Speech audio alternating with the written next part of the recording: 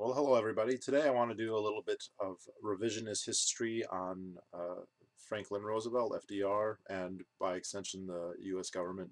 And I've done Franklin Roosevelt before, quite a few times actually. I have an entire series on World War II, and I think World War II is one of the areas in need of the most revisionism when we talk about, historical understandings within the United States. Um, it's amazing how much is known about the conflict, and yet certain very important aspects which are omitted or not understood.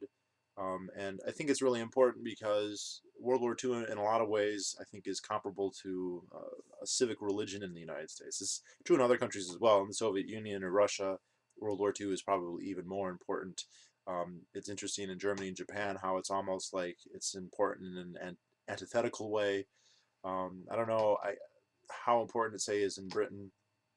Uh, and in the United States, I think it's interesting because we have sort of two civic religions. There's the original Bill of Rights, Constitution, Founding Fathers civic religion, which isn't all bad.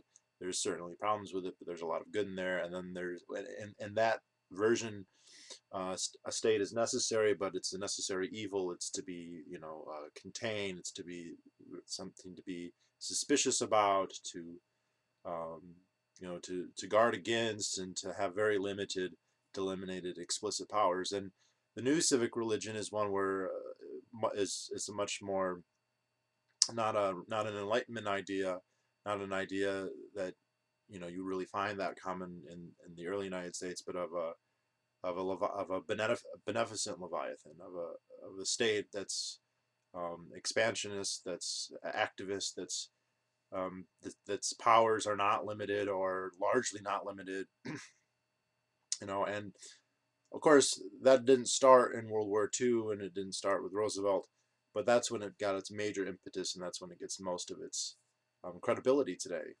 And I've done lots and lots of videos about World War II and reevaluating it, without going to the extremes of saying Hitler was good or Japan was good or anything like that.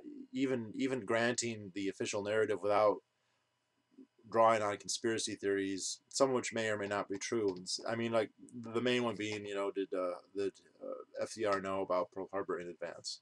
I think there's a good chance that he did. I don't think it's been proven for sure. Even if he hadn't, though, um, understanding the belligerence of the United States, the actions of Japan, are not so hard to understand. But I think, you know, by my harping on World War II, it makes sense. But I think it's also the hard sell. I think the World War II is the harder um, pillar to attack in the um, identity and the hero worship of FDR and of the federal government.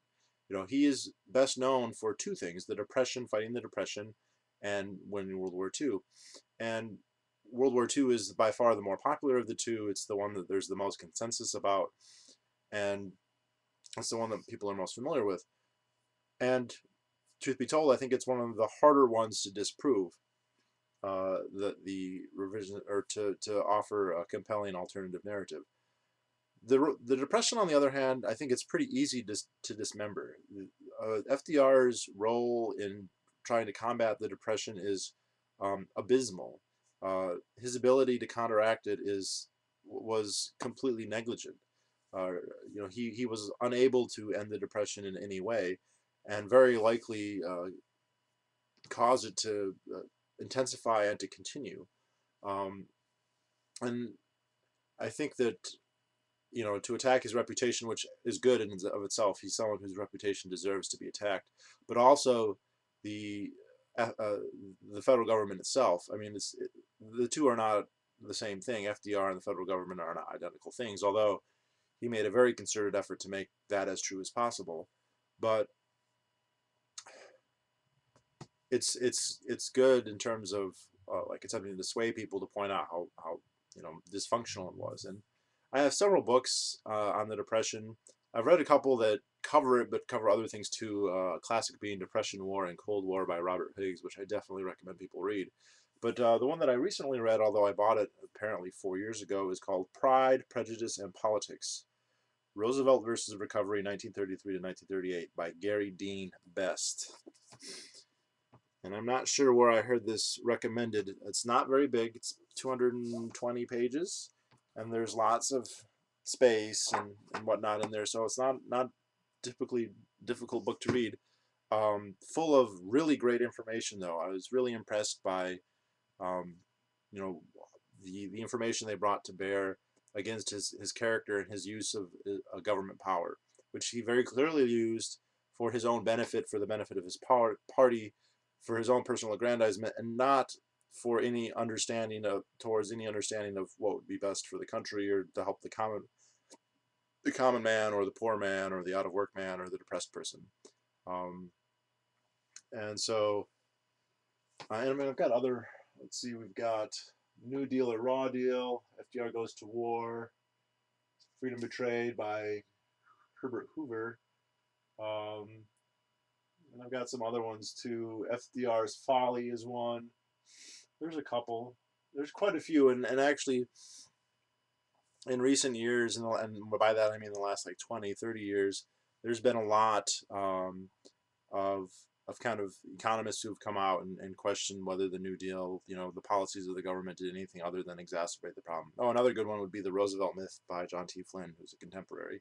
That's a good one too. And this is much less true with, say, World War II. But a couple things I liked about this book is it brought, well, let me go back a little bit. It's always fascinating to me the basis on which FDR is considered a great president. And it's because, well, he fought the Depression, and assumingly, to call him great, you would have to assume that he defeated the Depression, and he also fought World War II. And I think both of those are pretty interesting kind of ways to laud a person. Unless you believe that he orchestrated World War II, or at least the U.S. entry into World War II, which is, by most people's standards, a conspiracy theory that only libertarians and right-wing fanatics believe, and that people who laud Roosevelt don't attribute him this, although Robert Stinnett, the man who wrote the book claiming that FDR knew in advance, actually does have that position. He believes that FDR did the right thing, and that his big lie causing all those people to die was justified. It's very interesting, but very few people take that position. The more common position is, he won the war, but he didn't orchestrate it. Well, if that's true, if he was just minding his own business and being neutral and being, this non-interventionist president, and the war got thrust upon him, it's hard to see how he deserves credit for that. I mean, how do you credit somebody for getting attacked? And the other thing is, during the war, and this actually is to his credit, I would say, he kind of took a very hands-off approach to the strategy, what would it go where, who would do what, as opposed to the other dictators in the world at the time. People like Stalin and Hitler especially exercised enormous control over what their militaries were doing, Hitler in particular. And even Churchill had a lot to say and a lot of influence over what the military did. Roosevelt, and I would say to his credit, basically sat back, because he wasn't going to stand, that's for sure, and let the military take care of it. But if that's true, then you can't really say, well, he's a great general, he's a great leader. He was on vacation most of the time, by the way, by this point. It's very interesting, how he would become credited with winning World War II in any way, as if Harry Truman had been the president, the United States would have lost the war or something like that, because as if that, I mean, when the president did die, did it really affect the war at all? And I think the answer is pretty much no. So why he would get credit for that in any way, I mean, you could, it's a matter of record that he was the president when it happened. The only way to give him credit would be to assert that he had something to do with it, us getting involved in the first place, which I would say is true, but only in a nefarious sense. So that's kind of an interesting. The other way is to credit him with the Depression, but the Depression did not end from any effort that he put. I mean, most people, the conventional wisdom is that the Depression ended with World War II. Well, unless you're going to say that FDR brought about World War II, in which case that would make him an awfully bad person, an awfully bad president, then you can't really credit him with ending the Depression, because World War II ended the Depression, and unless you believe he was responsible for World War II, then it's not his fault. Now, I actually don't believe that. I think the Depression ended in 1946. That's a whole other story. I'm not going to do a video about that right now. But you know, the official narrative, it's very odd how he would then get any credit. And I think um, you know, the simple explanation is, of course, presidents have and governments general have this weird thing where anything that good happens gets attributed to them, regardless of whether they're responsible for it or not. Anything that's bad that happens, they have plausible deniability. It depends if you like the person or not. You know, there I guess there can be an inversion here where if you don't like a president, you think it's his fault. So if you don't like Bush, then he's the reason the stock market crashed. If you do like Obama and the stock market crashes, you don't think that it's his fault. I guess, you know, that's the case of seeing is or believing is seen. Um, but yeah, I've always thought that the adoration of the guy seems just accepting the official narrative, a non-revisionist version of history, is pretty silly. Um, so about the Depression, there's a couple great examples in the book that are given, one or two of which I had heard about before, one or two that I hadn't, that demonstrate the extreme cynicism and callousness. I mean, the suffering of millions of people was a matter of complete indifference to Roosevelt. Complete indifference. Everything that mattered to him was that he be perceived as a great president, that he be powerful, that he be influential. And there was actually one of the references in here, there were two that surprised me, was a sociologist, Carl Jung, met him and said that he had the greatest dictator complex that he had ever witnessed in a person. He'd actually met like Benito Mussolini, that his will to power was greater than any person he'd ever met. And it wasn't just him. Many people who were close to him asserted this repeatedly. And in fact, his own party, the Democratic Party, rebelled against his voracious appetite for power after his so-called court packing scheme, which I'll talk about in a little bit here. You know, so the idea that he was a power-hungry dictator is not something that only libertarians think or that only revisionists think. That it's something that contemporaries who knew him thought. And that there's a good chance a large part of the electorate also thought. There was a congressional election in 1938 that has to probably be the biggest comeback election for the Republicans ever, that dwarfed what happened in 2010 by many orders of magnitude. But we'll get to that also. One of the stories that I'd heard before was and libertarians will know about this, the so-called bank holiday and the banning of gold ownership in the United States. So this is as Roosevelt got elected, Hoover was a lame duck president. Many people became very concerned that Roosevelt was going to cause inflation, that he would inflate the money supply, and that he would stop the redemption of paper currency for gold. Because at that point, paper money wasn't the actual money; it was fiduciary media. It was redeemable in the actual money, which was gold.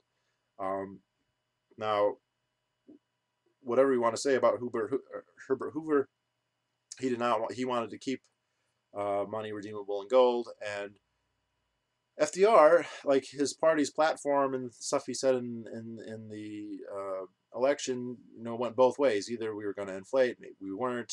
You know, sticking to the gold standard, I believe, was in the Democratic Party platform, but many people were suspicious that he was going to inflate the money supply and that he was going to cease redemption in species, which was, of course, what he did. And we saw the people who were afraid of this were correct in their fears.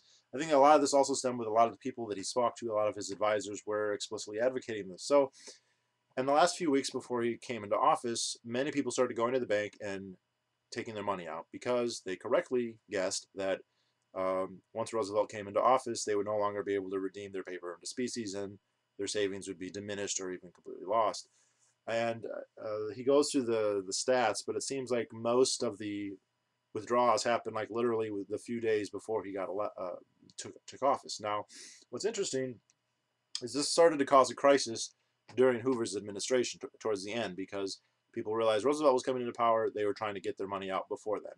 And Hoover actually approached FDR and said, I'm a lame duck president, but there's this crisis in the banks because all these people are taking out their money. If you could just come out and say that you don't intend, that they don't need to worry, that you're not going to take us off gold or anything like that, then this crisis will be averted. There'll be no panic, or much less panic. And Roosevelt very cynically realized that the perception there would be a panic, but it would be blamed on Hoover. He could plausibly blame it on Hoover. And so rather than come out and say that he wasn't going to do anything, of course that would have been a lie, but whatever, Roosevelt lied all the time. He saw this, even though it would crash all these banks and hurt all these people, he saw this as an opportunity simply to have a problem that would fall onto Hoover. This is very similar, by the way. This would be like blaming George Bush for the surge of gun sales prior to the election of Obama. Obama got elected and gun sales went through the roof. And I don't think anyone will argue that that happened because, anything George Bush was going to do, although George Bush was like the most namby-pamby, NRA approved, not very gun-friendly person, he didn't compare it all to Obama. And people started buying guns because Obama was going to come into office. And I don't think anyone would blame George W. Bush for that, as if that's a bad thing to be blamed for. But clearly, people are going to get gold because Roosevelt's coming into office. And he offers more evidence than what I provided here, that people were converting their money into non-inflatable things like diamonds and jewelry and property and stocks and anything that they thought would not be inflatable once Roosevelt came to power. All of which would have been prudent, since that's exactly what he fucking did. So there's that, allow there to be a disaster that he could easily have averted or helped to avert, because it will make him look better. It will help him. Now, another one that happened is much later in the Depression, when all of his attempts, he basically, there are many policies that he tried to put forth, and I don't want to go through the NRA and the AAA and Social Security and all these things. Everyone is a little bit different. Some of them got overturned by the Supreme Court, but many of his advisors saw the Depression not as something to fight, not as something that, okay, we need to help people because there's a depression, we need to do whatever's necessary to help them because of these bad circumstances.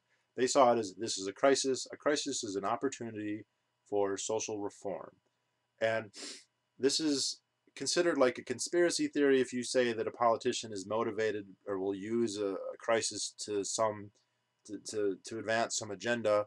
By most people, they think, oh, no, politicians are clearly only motivated by doing what's best for everybody, and they would never take advantage of a situation to advance some agenda, whether it's their personal glory or power or something else. Even though we have politicians who admit this. Rahm Emanuel recently, or it was been a couple years ago, said never, always take advantage of a crisis. Among the retinue around Roosevelt, obviously you had people who genuinely wanted to end the Depression and do what they thought was best to help people. And then you had other people who said this is an opportunity. And the people that he had in his circles who were saying that were people who wanted to basically end capitalism, to have state control over everything, or to have labor control of everything, that had a strongly anti-entrepreneurial, anti-business agenda. And they said, look, even if what we propose is not going to help people or not going to end the Depression, now is the time to do it. And these are the policies that they put forward. And much of the impetus behind the legislation that he was putting forward was motivated by this.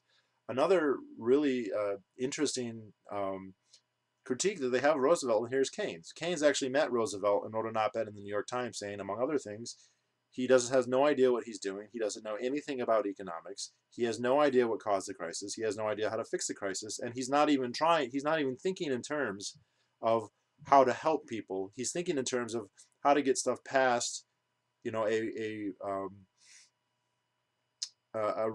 not recovery, but reform. How to get new things put in there that aren't necessarily going to help, but now's an opportunity to put them in. And he actually said that more than once at several year increments, which I thought was pretty interesting and also a very useful thing to know if you're ever talking to a pro-Keynesian, pro-Roosevelt person, that Keynes thought FDR didn't know what he was doing and was squandering the immense political capital that he had at the start of his reign, I guess would be the right way to call it. That helping the common man, these were all secondary to advancing his agenda. Now, along those lines, Roosevelt very clearly wanted to be seen as a great president. He gets elected in 1932, he takes office in 1933, and there's no war going on at that point, and it's the Depression. He wants to be seen as the guy who's fighting the Depression. He doesn't want the Depression to end unless he can be the one who's the author of that end. So the idea of that, well, you free up the markets, you lower taxes, you make it better, easier for businesses to hire, he wouldn't get the credit for that, so he wouldn't be amenable to that. And so he never pursued that policy through the entire Depression. And this was actually one of the things that kept it going. You know, the Great Depression ended in 1932 for most of the world. It ended that in Germany, in the UK, and most of Europe. Only like a few countries like France, the United States, and Poland continued to have a depression after 1932. I mean, the Depression was actually ending before Hitler came to power. If you ever read any of the books on late Weimar Germany, everything was starting to get a little bit better just before Hitler came into power in 1932, except in the United States. And Robert Higgs talks a lot about this. In a phrase, what was keeping entrepreneurs from hiring people, from production expanding, from new investment being made. People were investing, but they were investing everything in government bonds because it was dangerous to invest in business because of regime uncertainty. It was very unclear what Roosevelt was going to do. He had very anti-business rhetoric most of the time. Most of his advisors were similarly inclined, if not even more so than he was. And if you're trying to run a business, if you're trying to invest, you can't do it if you think that tomorrow or the next year the government is going to nationalize your industry or give all profits to your employees or whatever else. And if you think about it, government intrusions in the market can sometimes have apt metaphors. So like taxes to me are like weights. You put weights on somebody, it's harder to move because you got weights on you. Regulations are like a straitjacket. You don't have as much freedom of movement. But regime uncertainty is like a minefield.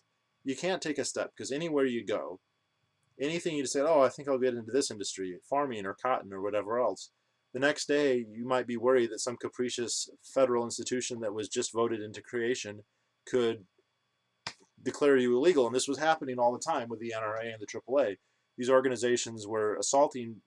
I mean, they didn't have to attack everybody, but they attacked enough people that you didn't know what to do. So people were putting all their money into government bonds and just refusing to invest. And how can you blame them? How can you tell someone that you have to invest when at any moment the government can invalidate your entire investment strategy? This is unlike the other countries in the world that even whatever they did, which may not have been great or whatever. I'm not saying like Nazi Germany was awesome, but like people knew what they were going to do. The United Kingdom, they knew what they were going to do. It was not clear what FDR was going to do. And if you read Depression, War, and Cold War by Robert Higgs, he goes into, they did polling. Yeah, this is right when Gallup started, actually. They were doing polling of like entrepreneurs, and people thought, we're going to go full communist, or we're going to go full fascist. They didn't know. It was very unclear. The stuff that came out of FDR would just spew his mouth and say whatever the fuck he wanted. He had advisors doing the same thing, and what are you going to do? I mean, they were passing confiscatory tax rates. I mean, at one point they said that they were gonna, what was it? It was an extremely high tax on all profits over a certain percentage, and like the companies just started. They didn't want to pay the tax, so they would just pay all their employees like a huge bonus. General Motors paid all their employees like $80 million, not each individual, but like they dispersed all their extra profits rather than reinvest and whatever else. They had to give them out in wages rather than pay the tax. It was actually an infamous. The tax didn't raise any extra money because rather than give it to the government, the companies were dispersing it, in that way. But which is better than giving it to the government, but it's not reinvestment. You're not going to get more jobs out of that. And anyway, people were telling this. I mean, this wasn't a secret. This isn't some retroactive thing that as a libertarian or as an Austrian or whatever we can figure out. People knew it at the time and said so, but he just didn't listen. He didn't care. And what's interesting is he was trying to fight the Depression. When World War II started, as soon as World War II started in 1939, I think he realized, he's not stupid, that this is going to be what makes him really famous. Blah, blah, blah, never mind the Depression. I will become famous because of World War II. And at that moment, anything that he had been doing previously to fight the Depression was completely secondary to winning the war. And again, Higgs points this out, and others have pointed it out here. This book actually ends in 1938. And he doesn't really explain it, although he does mention it. Like, Roosevelt himself implicitly repudiated everything he had done in the New Deal by simply getting rid of all those people and adopting the policies that he had refused to adopt. He became much more conciliatory toward business. The entire basis of the U.S. World War II economy was guaranteeing profits to industry, to going to the big industrialists and saying, you make stuff for the government, you're guaranteed this much profit. and then of course they found ways to make it much more than they were supposed to. But completely different from everything that had happened during the Depression. So again, if you're going to be one of those people who's like, wow, FDR ended the Depression and he fought World War II, it's like, no, the way he fought World War II completely was different from the way he tried to fight the Depression, tried and failed to fight the Depression.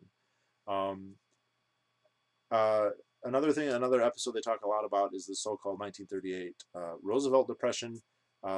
There was some recovery during Roosevelt's. I mean, it basically hit a bottom right when Roosevelt came in, slowly got better, and then collapsed right back down in 1938. And it happened almost certainly because of Roosevelt. Um, Roosevelt had been trying to pass all these laws. They got a lot of them passed, like the NRA, the AAA. These were then overturned by the Supreme Court. And FDR made it very clear he didn't like this, and that the idea that the court would be tying his hands, he was very much against. And so he initiated what he called the court packing scheme. The idea being a law should be passed where he can appoint a certain number. It was any judge over 70. The idea being that he could appoint as many people as he wanted to the Supreme Court to get the court that would pass whatever it was he was trying to pass. To the credit of the DNC at the time, and I, credit where credit is due, people in his own party were completely against this, at least enough of them that it never got anywhere. And it was a huge rebuke of his imperial power. And this is like the apogee of his power was at this point.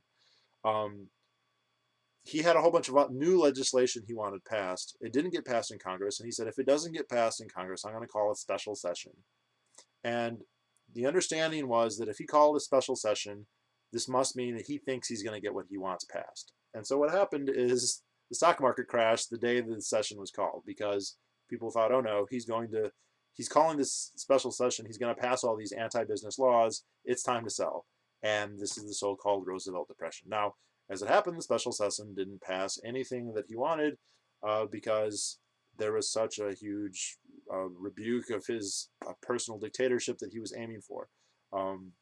It's interesting. I saw Keith Olbermann many years ago talk about the Roosevelt Depression, and it was fascinating because he said, well, yes, it happened. There's no doubt that it happened. Most people today have never heard of it and aren't aware of it, and I was only vaguely aware of it. But it happened. But it happened. It happened because Roosevelt followed free market policies. Basically, he tried to balance the budget, and that's what the attempting to balance the budget is what caused the 1938 Roosevelt Depression. Now, I think that's kind of silly, as if balanced budget caused depressions, and there wasn't actually a balanced budget, even if they were trying to get one. But let's assume, for the sake of argument, that that is what caused the depression. You would still have to blame Roosevelt for that, right? Like, if you can't say it's Milton Friedman's fault that Roosevelt balanced the budget, and and then absolve him. If Keith Olbermann is right, and he's not, but let's say his argument is correct, then that's still a repudiation of FDR. What's so fascinating about how he's revered is it's like, whenever you can, implicit in the argument is that he made a mistake, that this was, I mean, we're talking about like the welfare of millions of people is like ruined because of this guy's actions. Either, now I think it's because of this, what he did with the Congress. Keith Olbermann thinks it's because he was trying to balance the budget. Either way, it's his fucking fault. So like, don't give him any credit for ending the Depression. You're admitting right there that he didn't end it, he made it worse. Don't call him a great president then. At least for that, I mean, find something else if you want to, like, oh, like he helped people with polio feel better about themselves. Fine, great. Like, so, yeah. And then, again, this is an election. In 1938, there was a congressional election. The Republicans took, what it said, more than 80 seats in the House, something like 6 or 7 seats in the Senate, and 13 governorships. And that was the end. 1938 marked basically the end of one party, one man rule in the United States, which it essentially had from 1933 up until that point. From that point on, he couldn't ignore the arguments of the Republicans and the pro-business people. And when World War II started, before the United States got involved, by the way, the United States essentially began officially like working up for World War II in the spring of 1940, which is it's like 18 months before the United States actually got into the war. That's when the major rearmament process started. but the way that he, and again, Depression, War, and Cold War is a great book that covers this. Is a complete break, and so the narrative that World War II ended the Depression carries with it the argument the New Deal did not end the Depression, did nothing to end the Depression. They completely, there's a complete break in policy there, and so everything that had happened between then, was wasted effort and counterproductive. There's also a cool story where, one that became obvious that he couldn't keep up with this anti-business rhetoric, that it wasn't working, that it was there. Everyone's like, the reason this is not working is because business can't trust to do anything because of your belligerence, because of the capricious, uncertain nature of the laws that you're trying to pass through the government. And people told him, if at some point somebody said, hey, if you let up, if you stop attacking business, like the depression will end and people will start doing better. And his response was not, great, I'm going to do it tomorrow. It's, if I do that, will the recovery still be happening in 1940? Basically, shouldn't I wait until an election year to do it so that I can get reelected? So millions of people can fucking suffer and be poor until it's time for me to get elected. And of course, this I haven't even talked about. Every study, I've read this before, um, the way federal money was spent, and it's interesting. So Keynes said, oh yeah, governments should spend money to stimulate the economy, but it has to free up business. It should spend it on infrastructure. He thought that they should rebuild the railroads, maybe build some dams. What the New Deal was doing was paying people to fucking rake leaves, dig ditches, fill them up again, make work. All it was to get people on the dole, and it was targeting people in swing states and that sort of thing. And like, it's very clear that the entire point of the budget was to guarantee electoral victory for Democrats in the next election, which it definitely did in 1936 and 1934. So, yeah, like I definitely think that like FDR is the worst president we ever had. Way worse than Lincoln, way worse than anybody else. I think that this is a guy who only wanted power. He wasn't that smart. He was charming. He had a good voice. He was the first president to like use like radio really effectively. Um, the press corps adored him. They let him get with all kinds of stuff. People didn't even know that he was crippled. He couldn't walk the entire time he was president. He was almost completely debilitated once World War II started. Read The Roosevelt Myth by John T. Flynn to get lots of details on that. The guy was working like an hour or 2 hours a day, getting massages the rest of the time, taking naps, going on vacation. The guy went on vacation all the time. It was crazy. Like when some of these stock market crashes happened, he'd be off fishing in the Gulf of Mexico for 10 days, 9 days, stuff like that. So, again, imagine if like George Bush had done that. Like what would Keith Olbermann have said if George Bush had been like, during the crash, if George Bush had been out catching tuna in the Caribbean, like what would the media have said, right? But Roosevelt did it, and it was like, whatever, no big deal, he's great. Early, and that's how he's looked now. I mean, there were people at the time, obviously, who thought worse of it, and the repudiation. I mean, the Republicans were fucking bullshit. I mean, the candidates that they ran were shit. Like they offered no plausible alternative. Everything in this book, and I've read it other places too, is that this huge Republican victory in 1938 was people are just sick of Roosevelt. They're sick of his programs not working. The book offers polls to that effect where people say, look, attacking business is not going to help the economy. So I think in terms of like his historical revisionism, like the Great Depression is low-hanging fruit as far as I'm concerned, especially compared to World War II.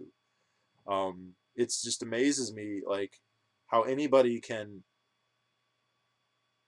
It's so funny too, because like Roosevelt is like the epitome of the thing that liberals should hate. Like born rich, never worked, aristocrat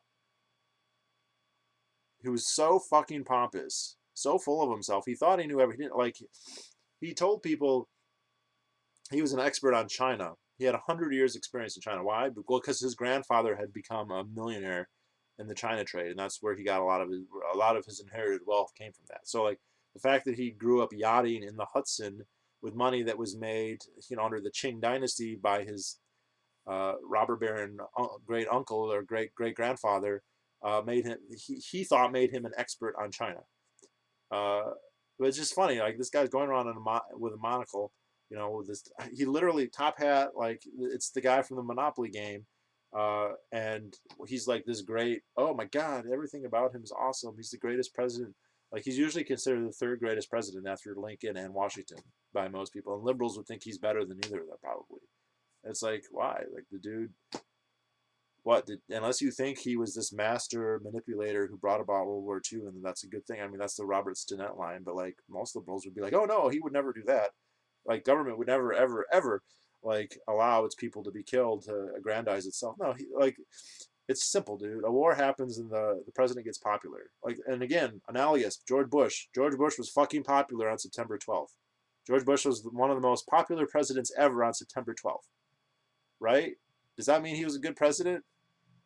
Does anyone know why he's so popular on September 12th? Is it because he did anything good, that he's got some quality that we should all, venerate? No, it's because this attack happened and people like instinctively like support their fucking governments whenever that happens. And I think a liberal would understand that with George W. Bush, but they don't understand that with FDR.